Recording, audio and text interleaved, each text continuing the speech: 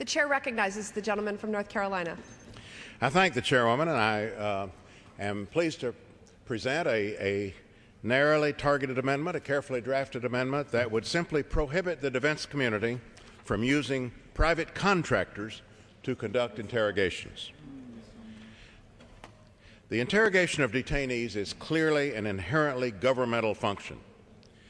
It is work that is by nature extremely sensitive and critical to our national security.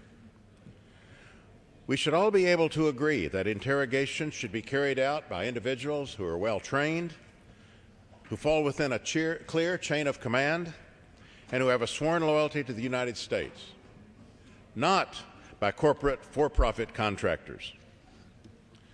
Some of my colleagues may question why we need to pass a law to address something that ought to be a matter of common sense, but this amendment is absolutely necessary.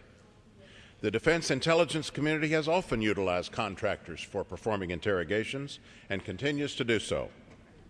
For example, L3 and its subsidiary Titan, one of the largest contracting groups working in Iraq, has contracts with the U.S. Army in Iraq under which it performs interrogations. A recent report on the L3 Titan contracts gets to the heart of the pitfalls of using contracts for interrogations. It concludes that, quote, there are significant problems with these contracts, notably with the hiring and vetting practices of both interrogators and translators, many of whom are unqualified or poorly qualified for the work. This failure has the potential to seriously compromise national security. Another example comes from the Department of Justice's Inspector General, who recently issued a report on the FBI's role in interrogations. He noted instances of contractors ordering abusive practices against detainees at Guantanamo Bay. My amendment would put an end to these practices. It is not intended to punish contractors, who are often simply responding to available business opportunities. Rather, it's intended to clarify that the practice of interrogation is an inherently governmental function and that our national security depends on preserving the integrity of this boundary.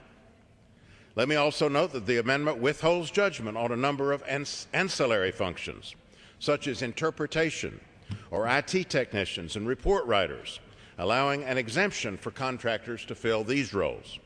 It only prohibits contractors from directly performing interrogations. Madam Chairman, this is a carefully drafted amendment. I urge its adoption.